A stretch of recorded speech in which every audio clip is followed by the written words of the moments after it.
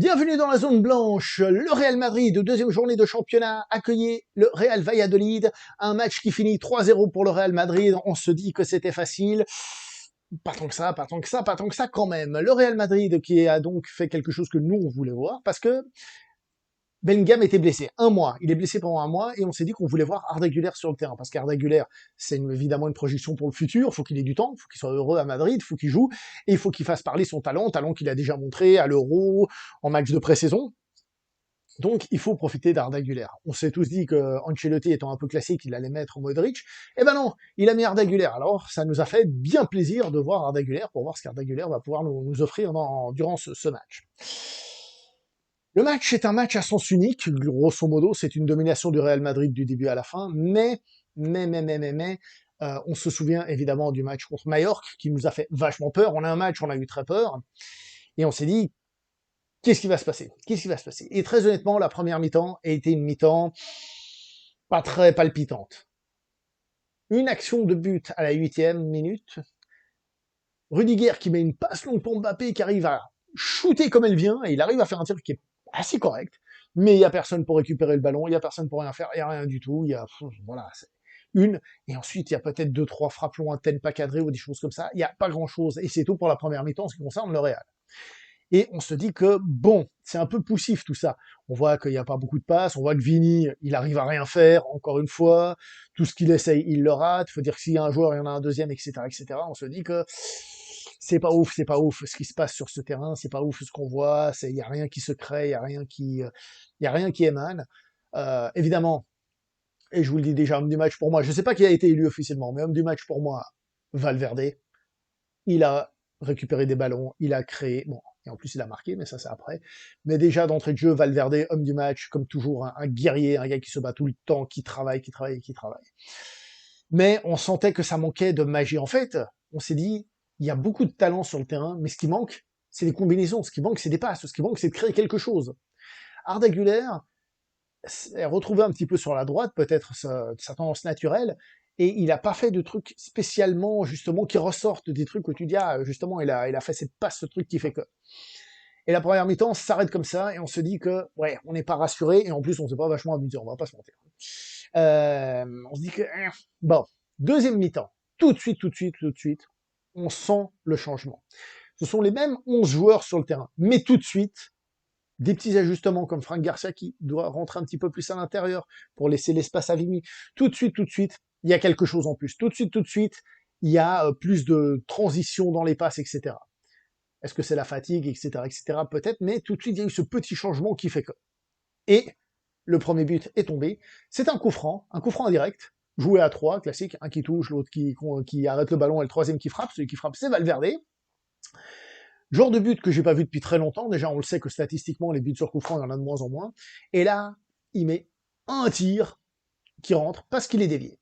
Et il faut quand même tenir compte aussi de l'aspect chanceux de ce but. On peut voir que lors du but, en effet, ceux qui forment le mur, une fois qu'il y a la première passe, en tout cas certains joueurs doivent bondir sur le ballon. Et ça a mis un petit peu trop de temps, ce qui a permis à Valverde de tirer. On ne sait pas où aurait fini son ballon, hein, mais ça a permis que son tir, déjà, il ait pu être fait, et aussi qu'il y ait plus de distance entre le moment où il tire et l'autre qui intercepte, et donc pour plus surprendre le gardien avec la déviation. La déviation qui a rendu le tir subtil, etc., etc. Donc il y a but du Real, on est content, 1-0, tout va bien, mais pas non plus spécialement. Et là, Valladolid va devoir sortir. Donc là, on se dit avec les Mbappé, les Vini et tout ça, ça va contre-attaquer, ça va faire très mal. Valladolid s'est créé deux très grosses occasions, un contre un, et ensuite une frappe, et par la suite, ils s'en créeront encore deux ou trois, hein, enfin en tout cas une ou deux plutôt. Et il y a eu des occasions pour Valladolid. Le Real Valladolid a failli marquer, sincèrement, dans ce match. Et puis, on a un changement. On a un changement et on se dit, tiens, étrange, pardon, je quitte la caméra. On a un changement et c'est Rodrigo qui sort. On se dit que bon, là, entre Vini et Mbappé, ils vont peut-être pouvoir gérer l'attaque. D'ailleurs, Vini, plus d'espace puisque l'autre équipe doit sortir, la fatigue, etc. Eh ben, il est carrément il a rené, il est renu, comment on dit, naître ou pas?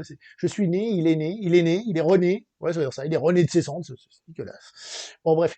Et il a recommencé à faire du Vini comme on kiffe, des passes, des trucs et des machins. Aussi des trucs intéressants, Franck Garcia qui faisait des centres, comment dire ça, dans le dos des défenseurs.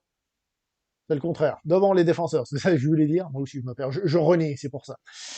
Qui du coup amenait vraiment quelque chose. Et Vini a créé une action à un moment donné, il passe pour Mbappé qui a juste à finir et on sent que son geste il est pas là et il tire, hein, je dis pas, mais son geste est pas là, c'est pas un geste de finisseur, il a l'air d'avoir un manque de confiance, on n'en sait trop rien. Ça arrive sur le gardien, bon, il a fini, hein, c'est ça, hein, sur un peu de but et puis voilà, très bien. Donc on va faire la parenthèse Mbappé quand même pour dire qu'il m'a paru encore une fois un peu perdu sur le terrain, pas totalement connecté. En tant qu'attaquant, on le sait, il galère, etc., etc. Et même cette action-là où il a son truc où il peut finir, eh ben ça me donne rien. À un moment donné, on sort même Vinicius du terrain. Bon, ça n'a pas duré très longtemps, mais on s'est dit que Mbappé avait là tout ce qu'il pouvait pour marquer. Et il se crée une case, il part en course et tout, et il tire, et la finition n'était pas là, on se dit dommage, mais bon, il est quand même applaudi, pour le moment ça va, tout va bien. Qu'est-ce qu'on a eu? On a eu beaucoup d'attaquants, et on a enlevé des attaquants pour mettre du milieu de terrain. Et forcément, qu'on le veuille ou non, qui dit milieu de terrain, surtout avec le talent de Modric, entre autres, eh ben, égale plus de passes et de création de jeu. Et à un moment donné, le Golazo, Militao prend le ballon, boum, il met une longue passe pour Brahim Diaz, qui prend ce ballon et qui fait un petit chef-d'œuvre de vitesse, juste en se plaçant pour laisser passer le ballon, et une finition en subtilité, c'est-à-dire vitesse, puissance, subtilité. Magnifique le but. Magnifique le but, franchement, il y a rien à dire là-dessus. Incroyable son but. Et on se dit que c'est un peu le but qu'on aurait aimé voir de Mbappé, c'est-à-dire vitesse et finition, enfin subtilité, ça n'a pas été le cas. Hein. Je vais devoir leur dire après, vous imaginez bien. Et, waouh, le but était juste impeccable. Alors encore une fois, on peut peut-être critiquer le fait que le gardien adverse a peut-être hésité à sortir, parce que finalement, au moment où Brahim fait sa finition, eh ben le gardien était à mi-chemin et du coup, bon, bah, on peut autant le lever que le mettre sur le côté, etc., etc. Donc on peut dire que le gardien n'a pas eu une lecture du jeu aussi facile. Mais en même temps, on s'y attendait pas forcément à ce que Brahim arrive justement à gagner la position par la vitesse et tout, et ensuite qu'il se retrouve là et qu'il fasse un toucher subtil. Le match continue, évidemment, hein, beaucoup mieux, on espère beaucoup mieux. D'ailleurs, la deuxième mi-temps, je l'ai pas vu passer, perso. Et, attention, Hendrick arrive sur le terrain. Hendrick, le Brésilien. Et on le voit un peu sur la droite. Je me suis dit, ce qui fait coller à la roue à droite et tout. Et on dit que ce joueur est touché par la grâce. C'est donc son deuxième but qui marque le Santiago Bernabéu. Il en avait déjà marqué un avec le Brésil contre l'Espagne. Hein. Et là, il marque enfin sous les couleurs du Real, lors de son début officiel, parce que si je ne dis pas de bêtises, il a... Alors, le premier match de Liga, je crois qu'il a pas joué du tout. Alors oui, il a peut-être sorti 2 minutes, un truc comme ça, mais bon, bref, on va dire c'est vrai début, là où il a un peu de temps de jeu, et il marque un but comme on les aime. Le but, en fait, c'est vrai que je vais dire, un but qu'on aurait pu espérer de voir chez Mbappé. C'est-à-dire, il prend le ballon, il part en puissance, bam, il met un tir, près du poteau, hein, le gardien aurait pu l'arrêter, il l'a effleuré, mais il l'a mis avec conviction, avec puissance, avec envie. Quand je lui disais conviction, puissance, ce qui semblait manquer à Mbappé, qui a pas l'air de, je sais pas, psychologiquement ou quelque chose, il y a un truc qui bloque. Évidemment, on va trouver ça, mais il fait une finition qu'on aimait en puissance et tout ça, et donc il marque un but ou Santiago Bernabéu, hein, évidemment, et c'était magnifique. Constat final. Victoire facile de Real, 3-0. Oui, globalement. Globalement, l'adversaire est pas trop sorti, ils sont restés derrière et tout. On a eu ce que j'ai toujours dit, d'avoir une partie où l'équipe adverse fait des bonnes choses et ensuite elle s'écroule. Mais globalement, on sent quand même que, disons, que ce qui a été mis comme 11 de départ en Supercoupe, en premier match de championnat et tout ça, ça manque de créativité. Bon, après, les adversaires aussi, ils s'écroulent après, hein, faut pas oublier, pour différentes raisons. Et quand on a enlevé certains de là-haut pour faire du milieu de terrain, pour faire du liant, Modric ne va pas pouvoir faire ça tous les matchs, hein, on le sait. Hein. Mais quand on le fait, eh ben ça respire mieux quand même. Et ça donne des buts parfois un peu chanceux, mais aussi des buts qui aurait dû être marqué sur le terrain. Je repense à cette magnifique action de Vinicius qui met ce ballon pour Mbappé. Alors évidemment, le gardien pouvait l'arrêter, mais ça aurait été bam et poum, ou j'en sais rien. Mais on n'a pas eu l'impression de bam bam et poum, vous voyez, on a plutôt eu l'impression de bam poum, un petit ping. Et le gardien qui l'arrête. Bref, 3 points, des choses encore à améliorer, beaucoup de choses à améliorer, des choses à trouver pour Carletto, mais en tout cas, c'est une victoire, 3-0, c'est un bon score, ça va peu à peu, on se met dans le rythme en tant que madridiste, et c'est ce qu'on veut. Nous, de toute façon, ce qui nous intéresse, c'est la victoire finale, même si le Barça a un entraîneur cette année, ça va être plus difficile, faut pas faire non plus n'importe quoi.